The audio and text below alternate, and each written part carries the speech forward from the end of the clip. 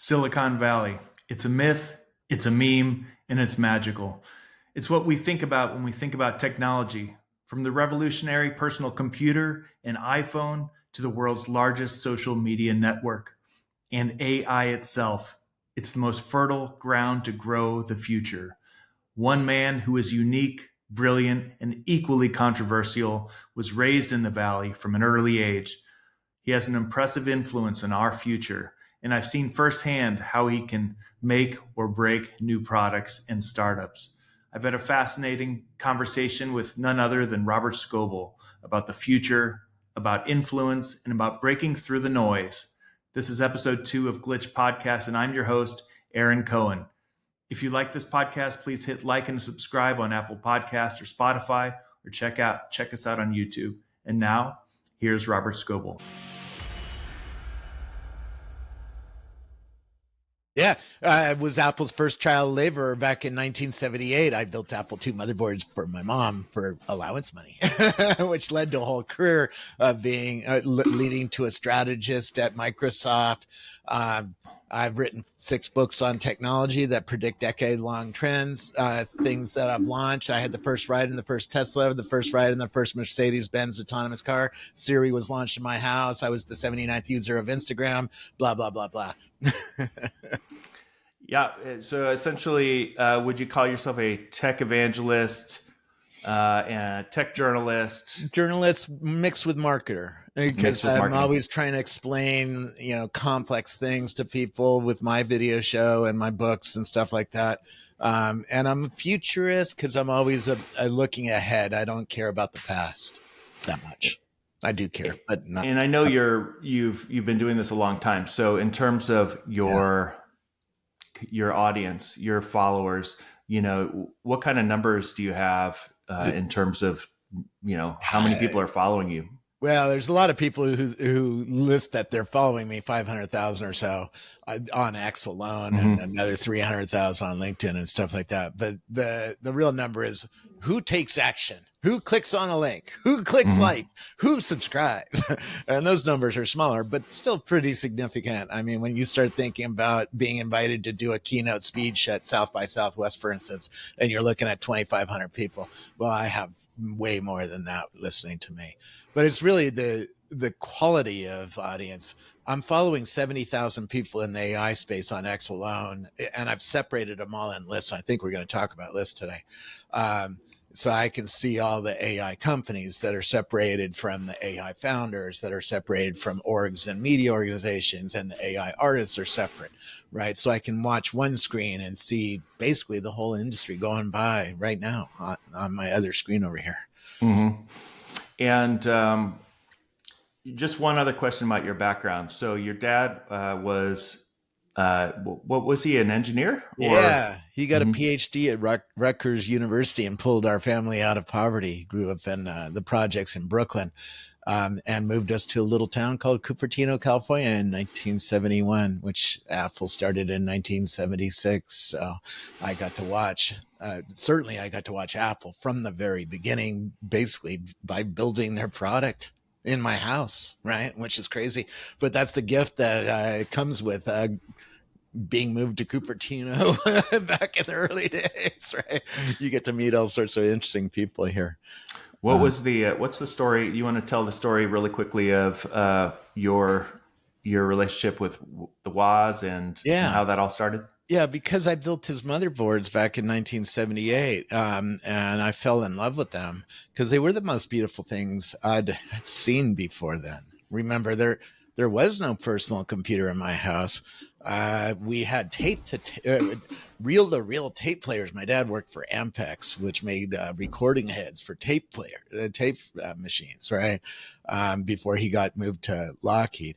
And there wasn't a lot of beautiful things like this in my life. And so I fell in love. And then, when I was going to community college, trying to figure out what I wanted to be in life, I saw a car with the license plate Woz on it.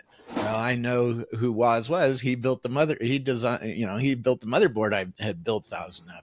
So I wanted to meet him. And that led to a whole career. We studied every morning in the cafeteria together at a community college, which proves you can get a great education at a community college. Can't do that shit at Stanford University. Absolutely. And it seems like you had your education really in the field, Yeah. beyond just going to college, just networking and meeting people and listening to these geniuses everywhere. Because my dad had an Apple II in 1978, and my school had Apple IIs. In junior high, I was in the first computer club. I always loved new things. I always loved computers. And so that led to a curiosity and an interest and a passion for talking to people about what's coming in personal computing. Right. And at university, when I went there, I was beta testing multiple master fonts for Adobe. Right. And I was doing a column on technology, even back then, back in the early 90s.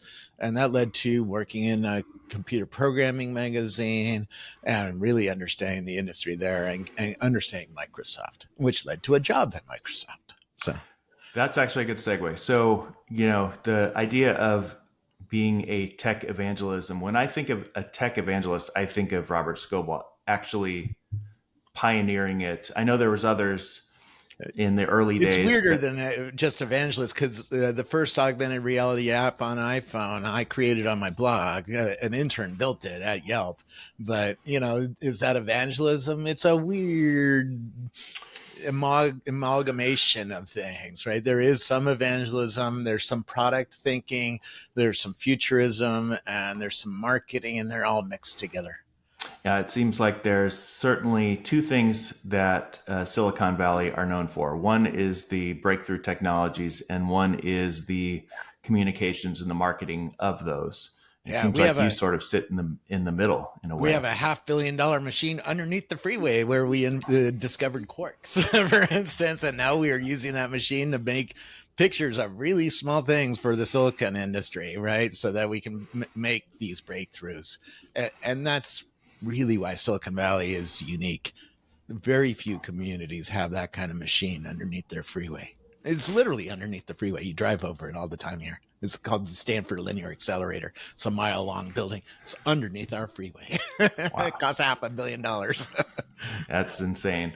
So there's another term that's called an influencer, and that is, so there's like the tech evangelist, then there's the modern day influencer, which has become a multi-billion-dollar business. I'm like the Kardashians. It's interesting where that is. And I remember, I want to talk a little bit about your early days of being an influencer. Yeah. And then I also remember I was working at this computer programming magazine, Visual Basic Programmers Journal, which used to be called Basic Pro magazine when I joined it. And there I got thrown onto the conference team because we decided to start doing conferences because we had an audience, right? And eventually I was working on CNET's Web Builder conference. So we had a partner, CNET, and we were doing their conferences for web programmers. And two of the speakers, I always talked to the speakers, back then on CompuServe or email. And I would be like, what should we be doing in the conference this year? What's different? What's hot, right? Just like you are trying to do, right? And two speakers said, blogging. And I'm like, okay. I went to this new thing called Google. Back then it was like a year old in 1999. And I was like, there's only I could only find 200 blogs at most, right? And I was like, there's not that many bloggers. That doesn't sound like a good conference topic. But they talked me into starting one, and that led me into going to Super Bowl parties at Woz's house and writing about that, or going to some startup. I had the only startup blog in Silicon Valley for a long time, or one of the few. There was no TechCrunch. I was the first one to link to TechCrunch on my blog. There was no Product Hunt. Right. You were TechCrunch. Well, I was the first one to link to Product Hunt. Right now, there's a whole industry that covers the startup industry. Right. There's thousands of journalists and influencers, and there's many media blogs like TechCrunch, right? And others, Verge and stuff like that. Those didn't exist back when I was writing, when I first started blogging. And so that the guys who started Twitter say I'm the first influencer that really helped start Twitter. For the first 2 years of Twitter's life, I was the most followed person because of my blog, right? Because I had a famous blog, and I kept telling my blog readers, hey, check out this new thing called Twitter, and got them all to go and join Twitter. And they credit me with helping start their company. I mean, that's super fascinating. Obviously, part of it is being in the right place, the right time to get that going. But it's also your passion. I won the lottery. I won the lottery when my dad moved us to Cupertino, California. That's really why I'm who I am, right? However, there are other people. If I was in Kansas, I'd be covering corn reports or something like that, right? So do you think that's true? Do you think if you were somewhere else, you would not be in this position? There's no way. No. It's just a special place. The car industry grew up around me, right? When I was a kid, there was no car industry in Silicon Valley. Now Mercedes-Benz has a huge R&D lab here. General Motors has a huge effort here. Toyota, Honda, they're all here, right? And Tesla really started here. So, that was not true when I was a kid here. Yeah. Did you have an aha moment where you said, you know what, I'm in the right place at the right time to actually be the speaker, the advocate, the influencer, whatever it was? Many. Looking back on it, meeting Steve Wozniak in a parking lot at a community college, I couldn't do that anywhere else, right? And that I remember thinking about that while I was sitting there, like, wow, this is really, really special, right? I literally thought, this is crazy. I'm sitting in the community college cafeteria with the co-founder of one of the more important companies. Now it's the biggest company and the most profitable. But I'm sitting in the cafeteria with Apple's co-founder, and I could not do that at Stanford, which, I later spoke at Stanford, and I understood Stanford has other advantages, and there's a reason your kids want to go there and pay $70,000 to go there a year. But I knew I was in a special place at a special time. Yeah. In terms of let's just call it the influencer industry, however you want to call it, but how do you think that industry has evolved over time? It's gotten noisier and more of a business model behind it, right? Now you can make ad revenues in a variety of places. That was not true in the early days of blogging. There was no business, right? In fact, in some ways, I sort of missed the business, right? I was the first one to link to TechCrunch. Mike Arrington saw that there could be a business with blogging, and he deserves credit for that. I didn't see that. I just was a guy who liked talking about technology with people, particularly others, people who are building it, right? Like Woz, or like the guys who started Instagram or whatnot.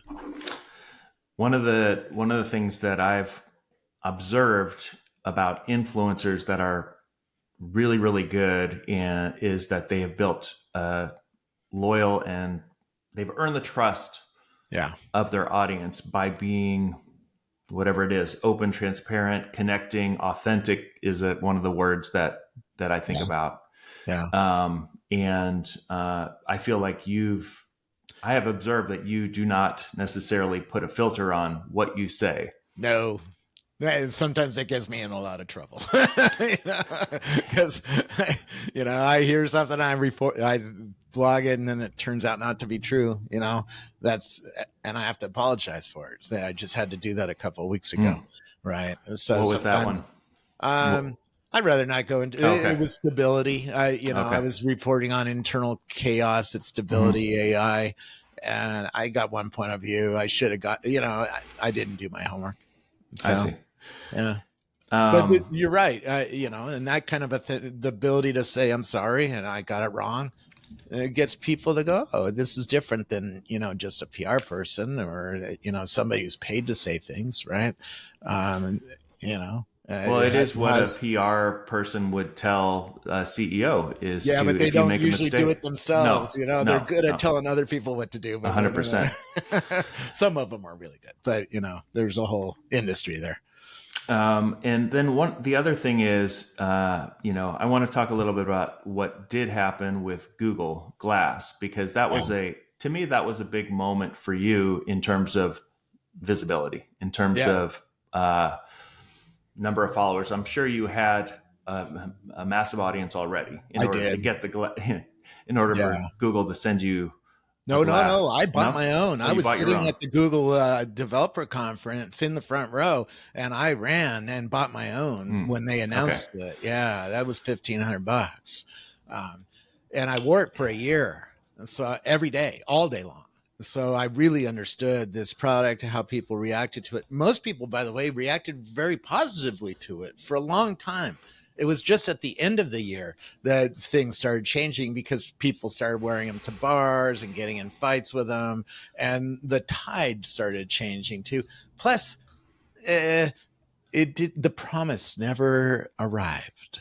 The promise was this was a consumer product that could do live video, because that's how they demoed it. They jumped out of a dirigible with the Google Glass on and were live streaming as the skydivers came down to the roof of the Moscone, and then they jumped on bikes and did a whole bunch of tricks and jumped off the building and came and rode into the conference hall, right, and went up on stage with Sergey and others. Um, so that was a consumer launch, but it wasn't a consumer product. The camera wasn't as good as a GoPro. I could only last 45 minutes, even if you're not live streaming. It didn't really do that much, and it didn't improve in a year. I Mm, mean, it was a beta, and betas are supposed to improve, and you're supposed to get a lot of new features, and they're supposed to add functionality. And a lot of people who saw them from the outside thought that they did things that they just didn't do. hmm Now we're just getting devices that are doing the things that the people expected them to do, good and bad, right? We're getting AIs now that listen to you full time. There's a variety of different pins that are coming out, like the humane pin that listens to the world all day long. All day long, and you talk to it and you do things and it understands you and it talks back, right? That's sort of what the expectation was that Google Glass was, that it would understand who you. My wife, when I first got it, said, "Does this know my name when you look at me?" No, it didn't understand that. It didn't have a multimodal AI model running in there. It didn't understand what you're looking at. It didn't understand, oh, this is a hint water ball or something like that. But now mm, the promise is finally getting there. The AI is finally getting to the place where the expectations were, good and bad, because now we got AIs that are fully listening. I mean, I have Rewind listening to us right now, and it's writing notes all the yeah. time, right? Yeah, absolutely. That's what we expected it to do.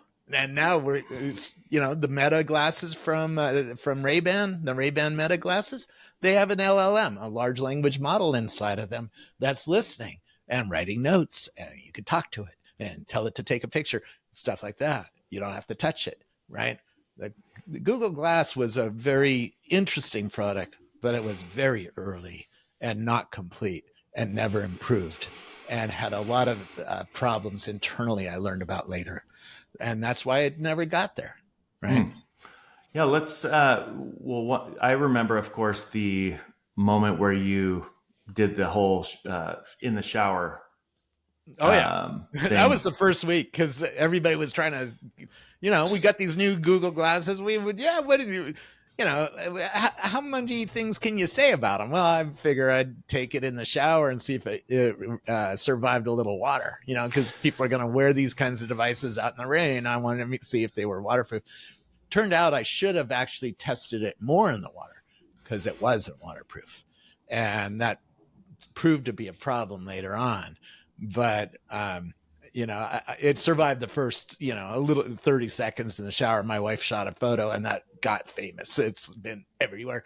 Magic Leap actually put the picture in their patents, right? It's like, whoa, that'll be all I'm remembered for, is a stupid shower photo.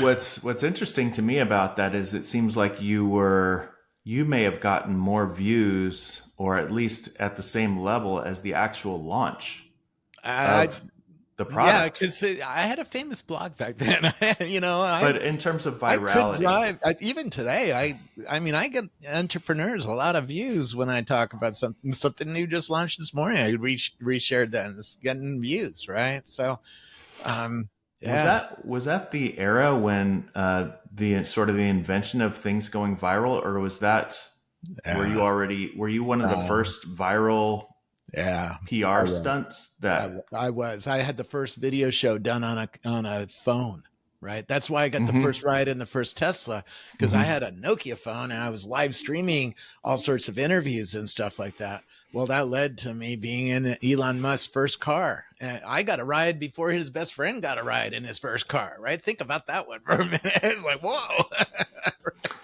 And I was live streaming it on a Nokia phone and 2,000 people were watching it. And you can still read all the blogs about that Engadget and Autoblogger and all sorts of different media outlets took that video and shared it with their readers. So yeah, things could go viral back then, and I was one of the first ones. Was I the first one? I don't remember who was first to go viral, but I had several things early that went viral and was one of the first. Yeah.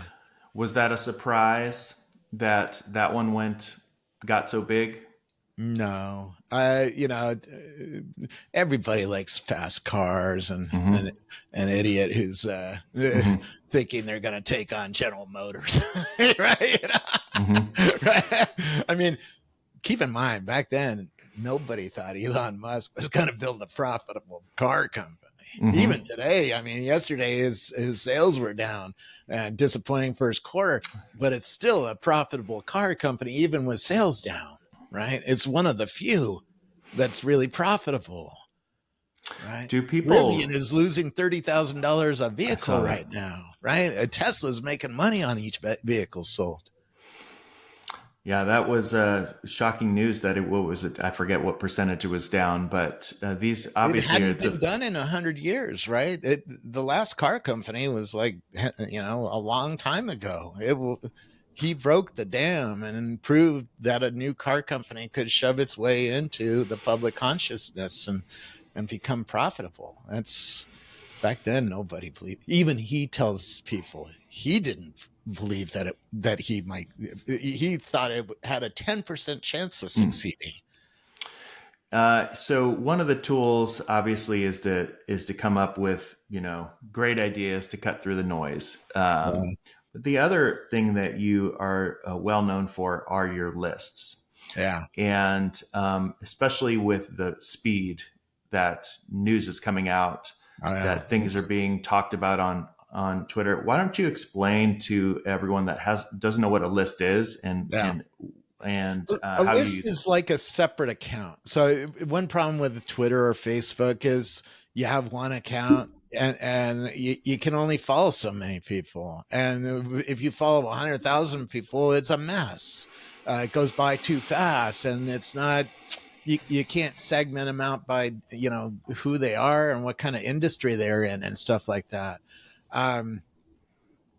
So each list, I've built over 18 years lists of like investors. I have 6,000 investors in 2 lists. I've built lists of all the founders that I've found. That's 9,000 or something like that. I've built lists of all the tech journalists, all the PR people, a separate list of all the AI companies, all the AI founders, all the AI orgs. all the AI artists, right? People who do art with AI, I have them in a separate list. And let me just keep looking through some of these lists. I have lists of autonomous vehicle people, engineers and managers who work on autonomous vehicle. I have a list of all the tech news brands like CNET and TechCrunch and PC World. I have a list of all the world news brands, so I can watch the world go by, right? When there's an earthquake in Singapore, like yesterday, I can see the reporting in the real time, right?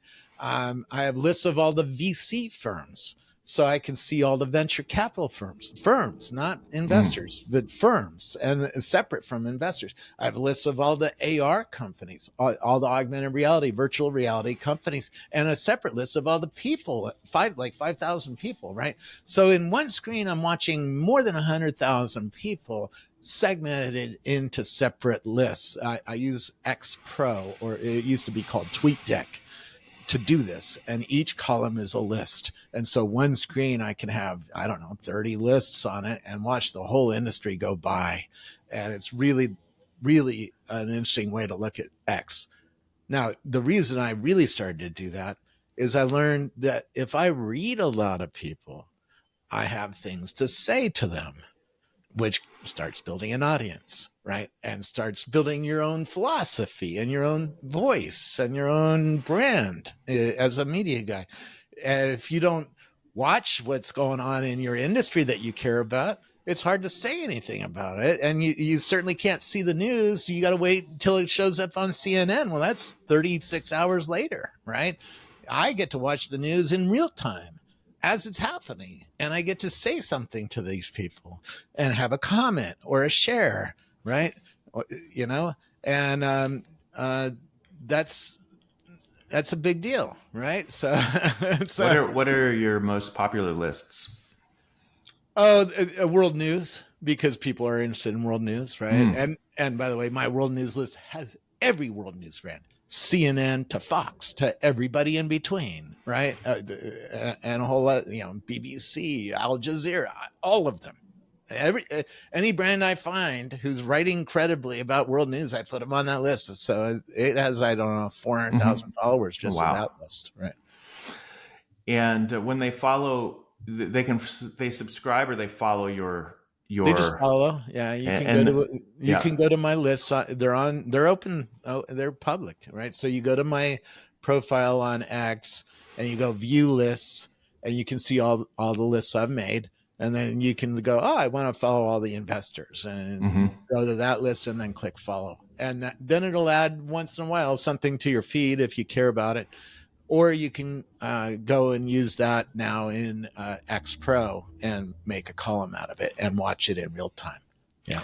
I think when we last talked, your latest list was it like decentralized metaverse or something like that? Decentralized AI company, which is decentralized AI. Yeah, because all these like Microsoft and OpenAI, it's centralized, right? You're all talking to one set of servers or one company, and one company is in charge. They're trying to break that apart and make it run on decentralized littler computers. Do the same kind of modeling because now, somebody who has 10 NVIDIA cards over here and another person has 20 over here can join themselves together and make a modeling system that they share, that decentralized way. And they're adding decentralized inferencing, which makes it a lot cheaper to run your inferencing. With AI, you have two parts. You have a model builder, right? You need a huge number of NVIDIA cards to do that and a huge amount of data. And then once you get the model, this little large language model, then you got to run it on inferencing hardware. And usually that's also an NVIDIA card in the data center, but they're trying to run it on smaller NVIDIA cards in people's homes and businesses and make it decentralized, much cheaper to run. And then they're putting a new kind of business model on it, crypto, so that people around the world don't have to get a credit card to buy, your services. If you're selling costumes on the internet or something like that, you got a much better business model long term. Today it's still a little janky, but there's a whole industry working on it. And so I built a list because I want to learn about this new industry and watch it grow up. Right. So I have a list of 100 companies, decentralized AI companies that are doing that. I imagine you have a bunch of investors that follow some of these lists as well. Yeah. Mm-hmm. It's gold mine. When I meet an investor, that's the first thing I do is like, do you know about my list? Because you should. Right? And it helps people see things, right? Yep. Like I have a list of 2,000 AI founders. Nobody else does. No other human does. I watch who else builds lists. Nobody else has this quality of a list. So yeah, a lot of investors follow that list because it lets them watch very efficiently all the founders in a very specific narrow niche. So we're going to talk about some of your insights from reading and being a part of all the conversations from these lists and everything else you do. But before we do, so we've talked about being authentic. We've talked about using tools like lists. Is there any other advice you have for people that want to do what you do in order to be, especially in this crowded, much more crowded and competitive climate, that you recommend? Yeah, I'm sorry. I have a guy right outside my window with a leaf blower or something like that. Yeah, if you want to start out and do what I do, don't try to do what I do. Do something else. My advice is start with a niche that very few people are covering. Like if you care about electric cars, well, covering Tesla is going to be brutal for you because there's a lot of really, really amazing people who cover Tesla. Fair. Right. And there's all these built out channels and people understand how to get YouTube videos about a Cybertruck or a Model Y review or something like that. So it's really hard to break into that. It's going frontal at that. Unless you're extraordinary and you have a lot of money and you have the ability to buy your way in or bang your way in, pick a niche, become the expert on the Matrix headlights that are just coming on the market, right? Become a subject matter expert on a specific niche. On a specific niche that people might care about a little bit. Own that. Become the Matrix headlight guy, right? Or a girl. You become that. That's going to be more and more interesting over time, right? Because it's a new technology that's coming in Teslas, right, and other cars, and there's something to talk about. Oh, look at this new pattern of the Matrix headlights, how they change how they work on the road.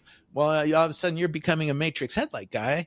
And by the way, there's a lot of engineers working on those because there's companies building them, engineers working on them, people funding them, right? People playing with them, right? All sorts of stuff. Well, you start interviewing those people. Those people you can get to. You tried getting an interview with Elon Musk. Unless you're a big name with millions of views, he doesn't have time for somebody just starting out with 100 followers, right? So, but the Matrix headlight engineer, they don't get paid attention to, right? So all of a sudden you can get a Matrix headlight engineer from Tesla on your show because you're the Matrix headlight guy.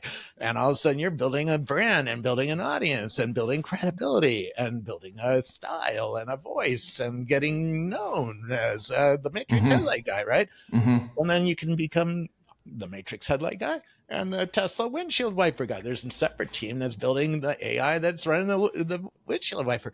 All of a sudden now you got two little tiny niches. Well, and then you start eating away the rest of the car, and eventually you're going to be the Tesla guy. Right. And I've seen people do this, go from little tiny niche that nobody cares about, covering a new startup called Facebook. I know a guy who started covering Facebook, just Facebook. That's all he did. And he built the whole media brand around that and became, sold it and made some money, right? Just because he covered one little niche, one little thing, became known for that and covered the hell out of it and became the only guy who only covered that, right? Now there's a whole industry that covers Facebook. But back in the early days when it was only 100 million people, nobody else was. I guess before we go into the future, I do have one other question. Where do you want to go from here? Because you are... You're doing something with Irene Cronin, is it right now? We're writing another book with space. We wrote a book on spatial computing before Apple shipped the spatial computer. Well, now that Apple has shipped the spatial computer, the industry is changing, and our book needs to be rewritten for after Apple. Now we're looking at second version of Apple, right? What does it mean? And we're starting to see a whole lot of other things happen because of spatial computing, from humanoid robots to NVIDIA's corporate strategy is radically changing because of AI and spatial computing. And so we're rewriting that. That's one thing. We do a newsletter on AI and the AI industry because we're watching this industry really closely. I want to be known as the AI guy.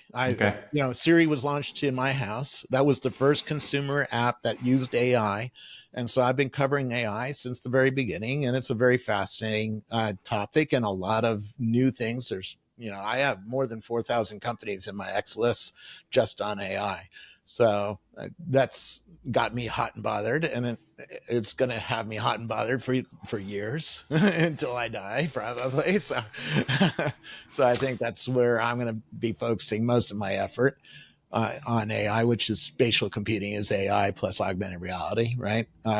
Robots are AI plus a robot, right? A physical machine. So yeah, that's what I'm doing. Okay. I'm not big on traveling the world anymore. I did that. I went to 70 countries and did all the keynote speeches and spoke at South by Southwest and Consumer Electronics Show and all that. I don't need to do that anymore. But I do see that there might be a new online event that I might do with that kind of experience. So, I'm playing around with stuff and trying to do the same thing everybody else is, trying to learn how to use AI to run my things, right? Answer my email. Well, if you can figure that one out for me, I see people doing that and I'm like, I keep trying and it's not quite there for me, We'll get there. So, but that's a perfect segue, Robert. I want to talk about your predictions, what you're really excited about right now for the future. I know you've been covering augmented reality, and now you're 100% talking about cars, AI. Yeah, you've been doing cars. Augmented reality. I had the first video on YouTube of a Google autonomous car driving down the freeway, right? And people forget that. But yeah, I've been covering autonomous cars for 15 years now. And they're finally starting to work, right? In San Francisco, you can get in a Waymo. It doesn't have a human in it. Right. I know it's been a huge technical challenge to actually have it ready for the prime time. Yeah. Do you think we're here? We're finally there.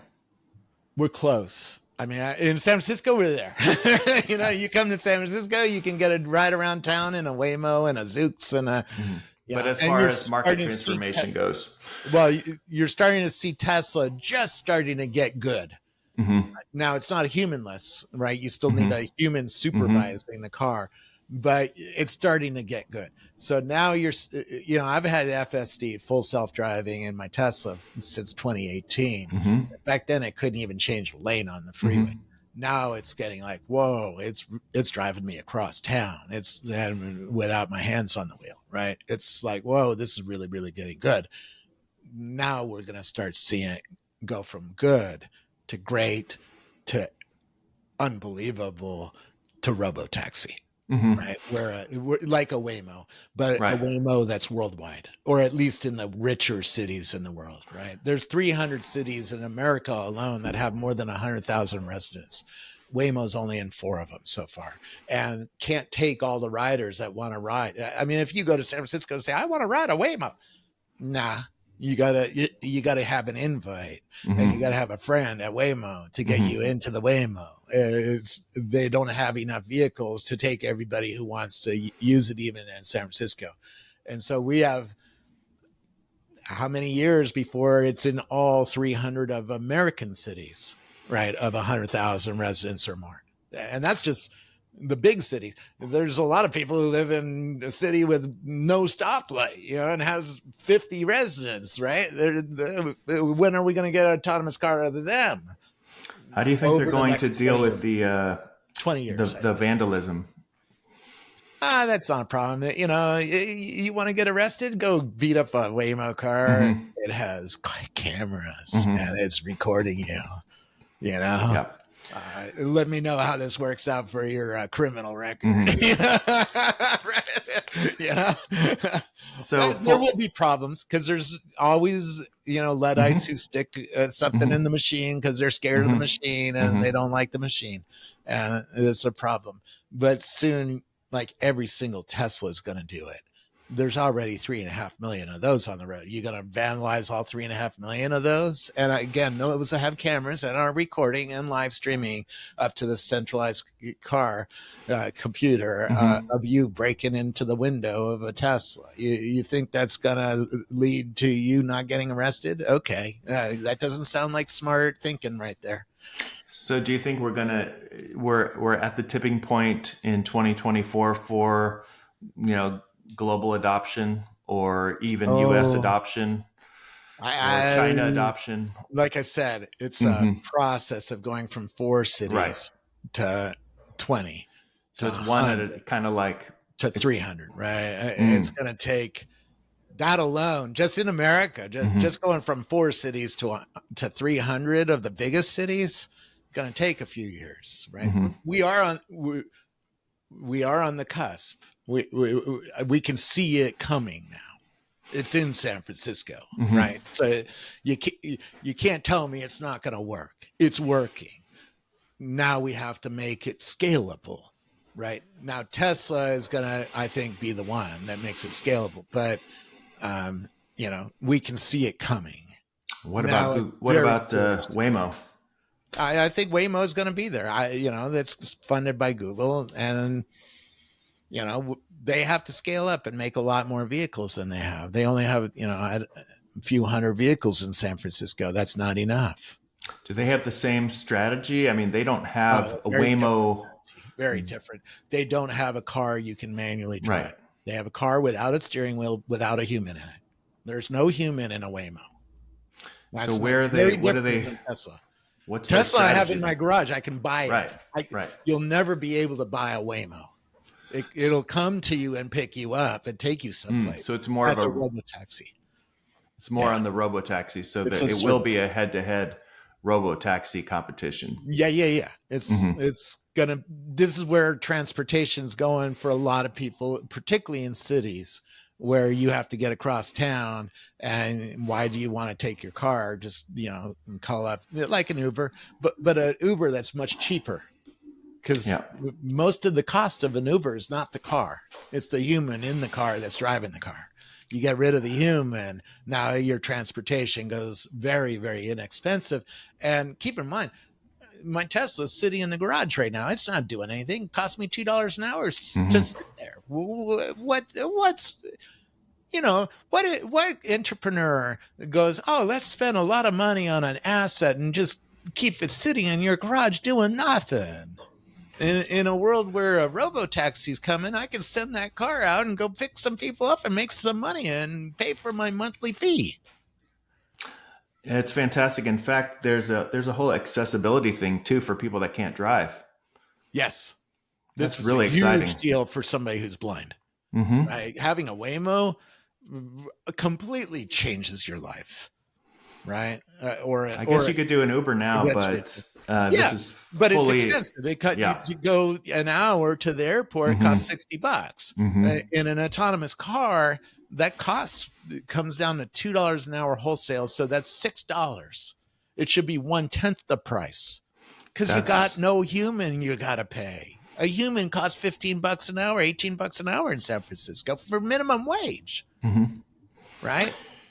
So do you think the self-driving car will displace those drivers and have them upskill them? And what do you think will this is a real problem where do you think they will go? World. No, this is a real problem for the world. We need to have an answer for jobs. It's not just drivers. I mean, you're seeing call center, warehouse workers, they're being replaced by robots. White collar people are being replaced by AI, right? Accountants. Right, I can do a lot of accounting on an AI, a lot of tax forms on an AI, right? I could build a website on an AI. I can build art on an AI. There's a lot of job problems, and we don't have an answer to that. It seems like talk about should we have guaranteed minimum income, right? That should be certainly on the table. I don't like it myself. I think that's one, hard to sell to Americans. Two, you're never going to pay me enough to sit at home, and not have a job. And three, it's just a dismal human existence. Humans need something to do, a mission in life, right? When you find somebody who's really happy with themselves, they have a mission, even if it's something simple like helping other people. They have a mission. They have a purpose. They have a thing to do. And sitting at home on the couch collecting a check from the government is not a purpose and not a mission, and not lead to a happy life for anybody. It leads to a lot of trouble. So I like how my dad escaped poverty. He went to the Army, gave some service for the country, and then they gave him the GI Bill. The GI Bill paid for his college so that he could get a PhD at Rutgers University, learn something new. You don't need a PhD, but if you're a truck driver in the next 20 years, we're going to need to have you learn something new to be, have something to bring to society, even if it's to make colorful shirts and sell them on Amazon or something else. You got to find something new to do. And that takes wealth, that takes money, and that takes time. Right. And that's the GI Bill. The GI Bill, something like a new GI Bill that gives somebody like a truck driver or a white collar worker who just got laid off 2 to 4 years in a school of some kind to learn plumbing or computer programming or something else. That's a much better idea, I think. And I think that's much easier to sell to people because it's not socialism. It's a new American dream, a new dream for the world, new career, new shot at getting your families, back on its feet. Right after you should that happen right now? Should that kind of program be set up? If we were rational and not fighting in this country and not divided, yes, we should have an answer to this because it's happening. I know people in Singapore are getting laid off by AI. Jobs are under threat. And anybody who says they're not is not rational and not paying attention to what's going on factory floors, what's going on in retail stores. I mean, you go to a McDonald's now, there's a electronic sign you're talking to. You're not talking to a human being anymore. That means there's fewer jobs. So we have to have an answer to this, but we are fighting and divided and not rational and not thinking about this. And it's going to lead to a lot of problems for America and its economy. And the world, because it's not going to be just America. Guy in Brazil is going to get laid off too. Guy in Germany or girl in Germany is going to get laid off too. So we have to have answers to this worldwide and have new policies to help educate people and get them into something new. Otherwise, you're just going to have them get a government check and sit at home. And then we need a different policy. How do we tax all the robots, all the AIs, so that we can pay for that? That's a mess. It's a real mess. I'm glad we talked about that. That's something that unfortunately, you don't see this stuff. You see, yes, robots are going to take over the world conversation about a year. It's been going on for a long time. Yeah. But as far as policies related to upskilling and jobs, I know in Singapore, there was a proposal. I don't know if you saw that, to have a second diploma for, folks our age. Just to get them, if you're an accountant and you get laid off, you got to go back to school. Now, if you got to drive an Uber to try to put food on the table, you can't go to school. You can't study. You're tired. Even if you try to take a class in the evening or something like that, you got to have a real shot at going to school and dedicating yourself for 2 to 4 years or 6 years if you want to be a doctor or something like that. You got to have a shot at that. And that's a much more positive outcome, even if you have to do it 4 more times in your life, because the world of AI is coming after everything, and it's not going to stop. It's not going to stop evolving and not going to stop learning if you don't pay attention to AI. It always starts worse than a child, right? You watch the show about the team that beat the best Go players with AI. It couldn't beat a child at the beginning, and it just keeps getting better. All of a sudden it's being the best human, not the worst human, the best human, right? And that's going to be true in a lot of places when did over the next decade or two, right? Let's wrap up talking about AI. Yeah. So first of all, when did you just get completely? What was that moment where you got completely blown away and said, "Oh my God, AI is here"?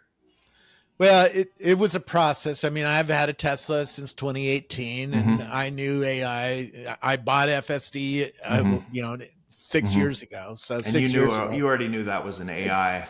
Yeah. I have an oven with AI in it, a June oven. So I knew that was happening, right? And I bought that, back then. And Siri was launched in my house, so I knew AI was already affecting consumer applications, but it wasn't a big thing.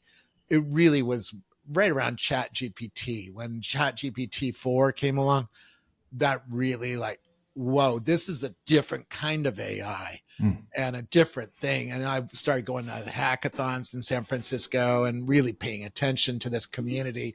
And now I'm really, really paying attention to it. I followed in the last 24 months, I followed 70,000 people in this AI space to really understand what's going on in this space. Right. Because as a human being, I'm just interested in it, first of all. But I really got fascinated around ChatGPT 4 about a year ago. I really started pouring on the effort then.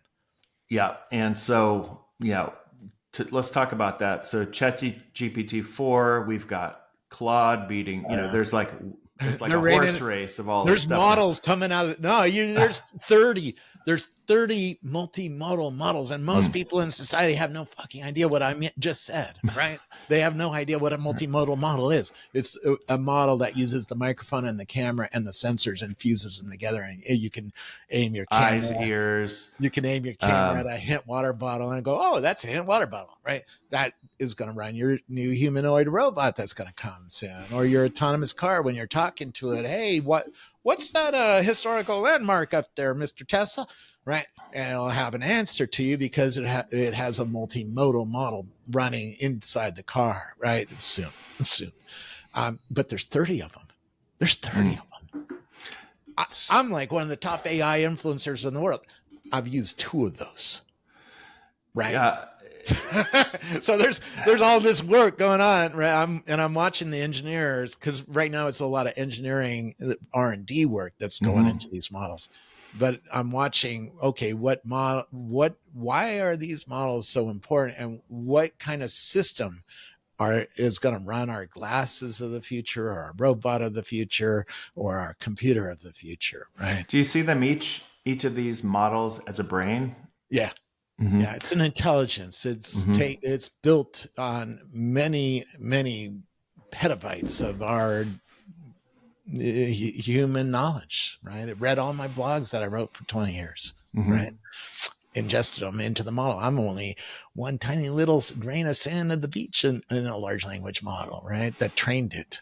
And yeah, it has an intelligence of its own. It's different than human intelligence. First of all, it knows everything, right? You can talk to ChatGPT or Claude or Perplexity or Google's Gemini about anything, or Grok at X about anything, right? Do you think we're going to have to pay in the future for these different brains? No. Yes and no. Yes, for something, you want a better user interface. You want to, right? Yeah. There's a lot of them that are going to be fairly cheap and free.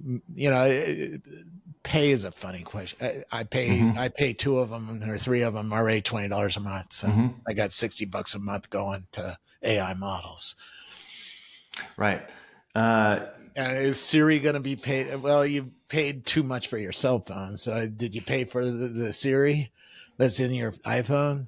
You sort of did, because you can go to China and get a phone that looks like an iPhone, and for $40-$50 you paid $1,000 for your iPhone. Did you pay for Siri that's inside of it. Yeah, you did.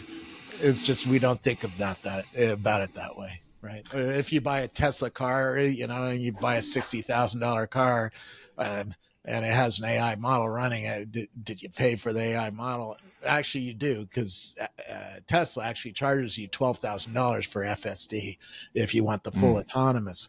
But there's other models that are the models are still in the car and still running, doing other things. Saving your life, for instance, is free, but you paid $60,000 for the car. So did you pay for the free model? Yes, you did. Right. Who do you think is going to be the winners and losers for AI in terms of the big tech or small tech? We got Apple, Google, we got the smaller people like Anthropic. The first rule of AI, you need the data. So who has the data? X, right? Well, X has data, right? I can see it on my screen. It has a lot of data going through it, right? So X has data, Meta has data, Google has data, Amazon has data, Tesla has data, Snap has data, right? Meta has data, and then you start thinking, okay, Microsoft, does Microsoft have data? Microsoft has data. Oh yeah, they have a lot of data, and they have all of the OpenAI stuff too, right? They're invested in OpenAI, so they have data and data, right? That's a good example. Any company that has access to huge pools of data gonna be relevant in AI. Now, there's hundreds or thousands of smaller companies. Like there's new medical companies that are watching your heart rate or something like that on your watch. Well, they don't need the big data that Google has, right? Google has all my email, all my calendars, all my contacts, all my TV watching behavior, because it runs my TV, right? All my location data, right? And a whole lot of other data. Well, the little AI company that's doing healthcare on a watch or something like that still needs data. So you got to look at how are they getting the data for your heart rate? How many medical studies did they do? How many relationships do they have with hospitals to get the heart rate data just on a little tiny medical device, right? It's all data. But if you have the data, and then you have the funding. And generally, if you have the data, you can go to a venture capitalist, go, hey, I have 6 petabytes of health data I got from Stanford University. Nobody else has it. And I'm starting a health company, a new kind of watch that's going to be better than Apple Watch. Well, you might get funded, right? And then you have to buy NVIDIA cards to run the data through, to build the model, to build the thing, to build the watch, to build the service, right? And so I'm watching all these little companies and I'm looking for, okay, which of these little companies really has the data, really has the funding, and really has the expertise to build the model and to build the new thing that they're trying to sell, right? Who do you think is going to win? NVIDIA. But NVIDIA is very expensive for an investor, right? So are you going to make money? Now, that's a different question, right? NVIDIA, I think, is going to be a dramatic winner because they're the hardware that all the model builders, all these little companies want more NVIDIA cards to run their data through to build the model. So NVIDIA is the winner, but that doesn't mean it's a good investment, right? No.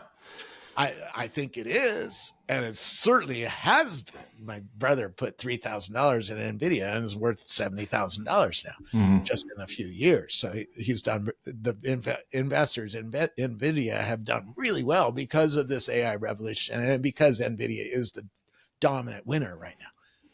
But there's other winners, right? Amazon, Microsoft, Google, Facebook. You can choose Tesla.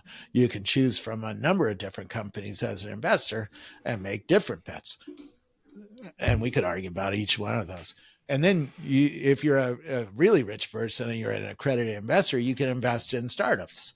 Well, there's a whole list of 4,000. Y Combinator, as we're talking, is launching 125 new companies today alone. And Y Combinator is the biggest VC firm in the world. Right. So there's 3,000 investors sitting in a room listening to these pitches from 125 companies. They're all trying to pick between those 125 companies like, oh, should I invest in Joe's company or Jane's company? Right. That's think this is play if you have some money. Right. It's amazing. But, obviously this reminds me of the .com bubble just because there were so many startups. Yes. Now I know that people remember that, and they're trying to actually have real businesses now. Yes. But it's hard to get customers, particularly when there's this much a change. These 4,000 companies didn't exist 2 years ago, most of them. That's a huge number of new companies, new products, new ideas, new things. How many have you tried? Because I know I'm in the AI industry. I'm studying them. I've only tried a dozen. I mean, I can barely read the top 5 that came out every day. Yeah. New tools. Yeah. Right. And how many can you actually try and absorb and use in your business? Right. 5, 10 out of 4,000. Right. So now we have a new problem. We have real businesses. These are real companies doing real things with real products, but the market's ability to absorb them all is just questionable, right? So how long will it take for people to try 40 companies or 100 of these AIs, right? It's coming, for me especially, and for other people, but it takes time. It takes time to try these things. There just doesn't seem to be a, like on the App Store, people would be able to rate them. They could download them, then there rate are rating them. services. There's ways to look at, which companies are popular, which companies get usage, which company, right? There's Hugging Face has all the models all rated for you, right? So there's ways to see, which ones you should try first, but it's still, there's 4,000 of them right now just on X. 4,000 AI and a stuff. partner of mine has 10,000 companies, not products, companies.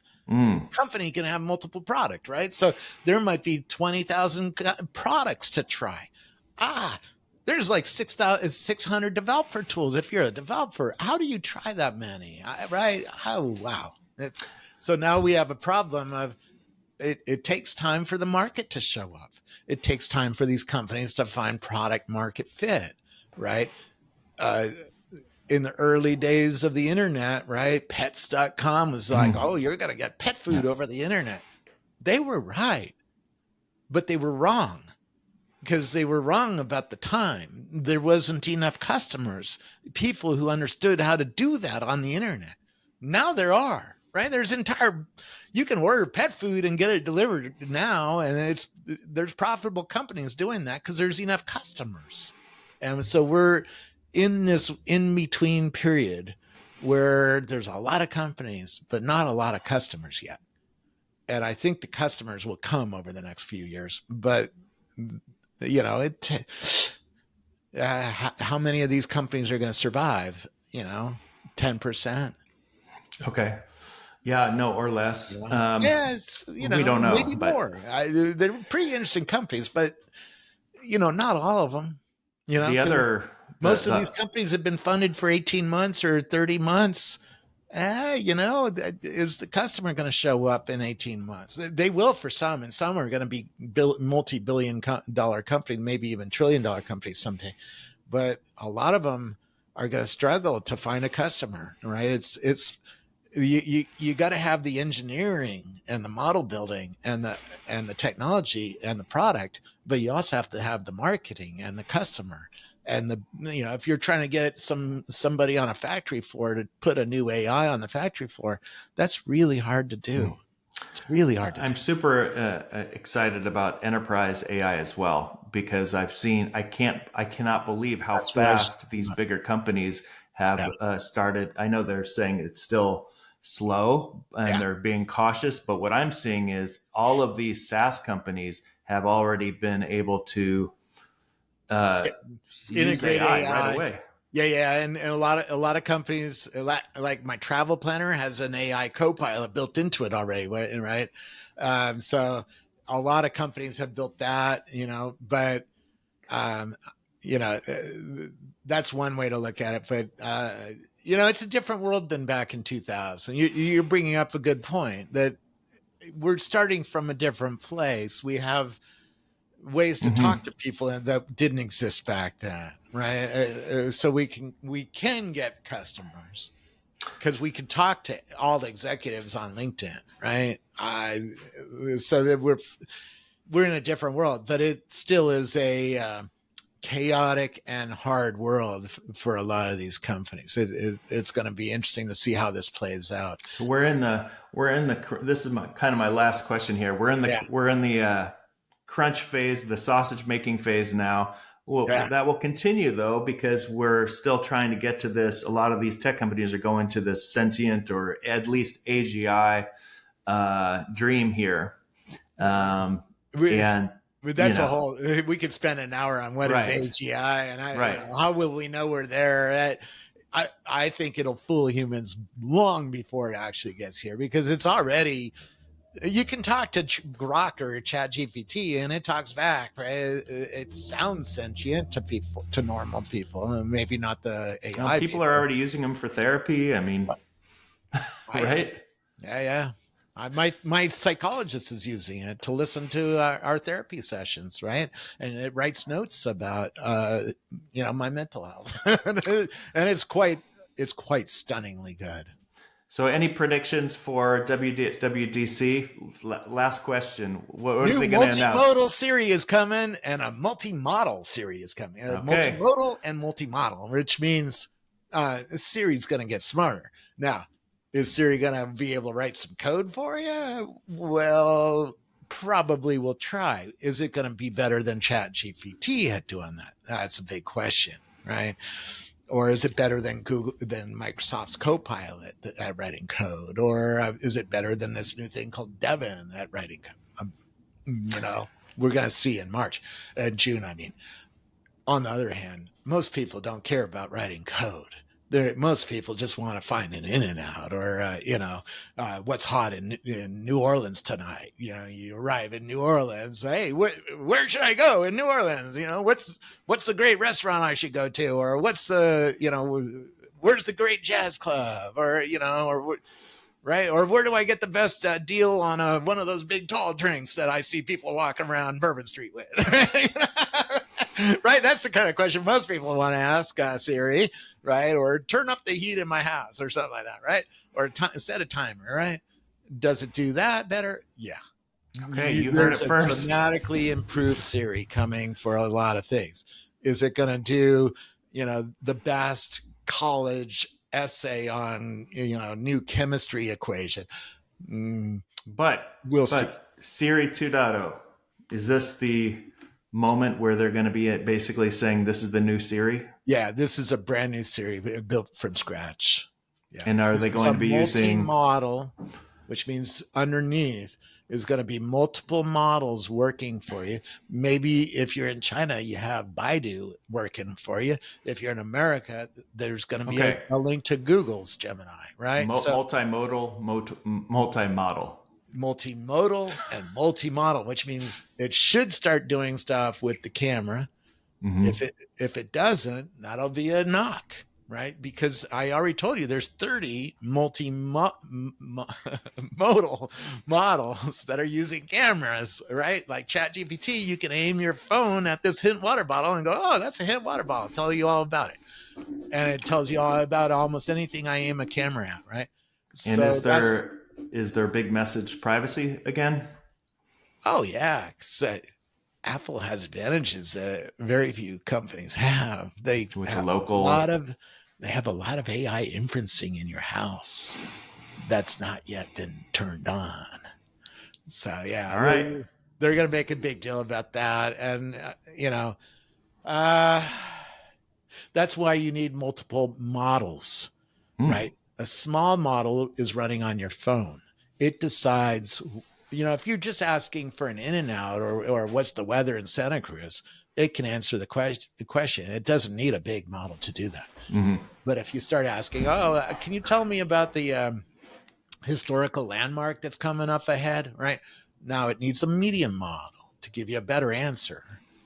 And then if you start really asking it to code or do, a college level essay on a topic, or get really down and dirty on something that really, hey, Grok, can you look at my legal documents and tell me, is there anything in there that I really need to pay attention to, or something like that? you want a big model. And that's when it needs to go to the cloud and go to Gemini or Baidu or OpenAI or some bigger model that they built. And Apple's shown off in public 3 models that they're building, small, medium, and large, to do this, right? And then they're also leaking that they're doing all sorts of partnerships with other companies. So in June, we're going to see a different series. Super exciting. Well, thank you so much, Robert. Where do we follow you? X. To learn more? Okay. Scobleizer, Scoble. You can find me. And yeah, if you find all my lists, that'll help you understand this world and get started on X and see that it's not just toxic bullshit. Right? Okay. So there's a whole world of technology and news and sports. Even I don't do lists on sports, but there's a whole another group of people who do all sorts of politics and sports. I don't do that. I do tech. Thank you for spawning 10,000 more niche influencers on tech and everything else they love. Thanks again, Robert. Thanks for a fun conversation. You too. Bye-bye.